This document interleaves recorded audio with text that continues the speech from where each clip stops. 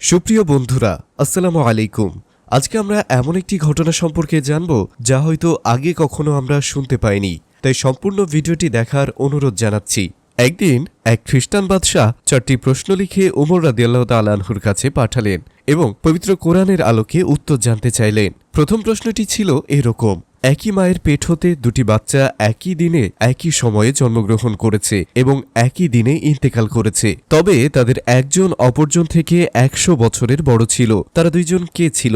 দ্বিতীয় প্রশ্নটি ছিল, পৃথিবীর কোন স্থানে সূর্যের আলো শুধুমাত্র একবার পড়েছে? কিয়ামত পর্যন্ত আর কখনো সূর্যের আলো সেখানে পড়বে না।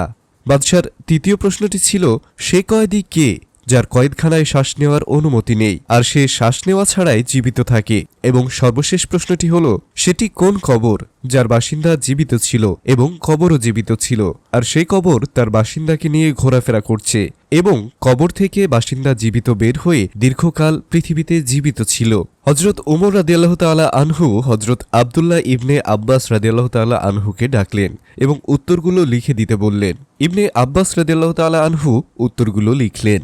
প্রথম উত্তরটি ছিল, দুই ভাই ছিলেন হজরত উজাইর আলাইসাল্লাম এবং উজাইজ আলাইসাল্লাম। তারা একই দিনে জন্ম এবং একই দিনে ইন্তেকাল করা সত্ত্বেও উজাইজ আলাইসাল্লাম উজাইর আলাইসাল্লাম থেকে 100 বছরের বড় হওয়ার কারণ হল, মানুষকে আল্লাহ তাআলা মৃত্যুর পর আবার কিভাবে জীবিত করবেন হজরত উজাইর আলাইসাল্লাম তা দেখতে চেয়েছিলেন। ফলে আল্লাহ তাআলা তাকে 100 বছর যাবৎ মৃত অবস্থায় রাখেন, এরপর তাকে জীবিত করেন, যার কারণে দুই ভাইয়ের বয়সের মাঝে 100 বছর ব্যবধান হয়ে যায়। দ্বিতীয় প্রশ্নটির উত্তর ছিল, হজরত মুসা আলাইসাল্লামের মজিজার কারণে বাহরে কুলজুম তথা লোহিত সাগরের উপর রাস্তা হয়ে যায়, আর সেখানে সূর্যের আলো পৃথিবীর ইতিহাসে একবার পড়েছে এবং কিয়ামত পর্যন্ত আর কখনো সেখানে সূর্যের আলো পৌঁছবে না। তৃতীয় প্রশ্নটির উত্তর হল, যে কয়েদি শ্বাস নেওয়া ছাড়া জীবিত থাকে সে কয়েদি হল মায়ের পেটের বাচ্চা, যে নিজ মায়ের পেটে বন্দী থাকে। আর চতুর্থ প্রশ্নটি হল, যে কবরের বাসিন্দা জীবিত ছিল এবং কবরও জীবিত ছিল সে কবরের বাসিন্দা হল হজরত ইউনুস আলাইসাল্লাম, আর কবর হল ইউনুস আলাইসাল্লাম, যে মাছের পেটে ছিলেন সে মাছ, আর মাছটি ইউনুস আলাইসাল্লামকে নিয়ে ঘোরাফেরা করেছে।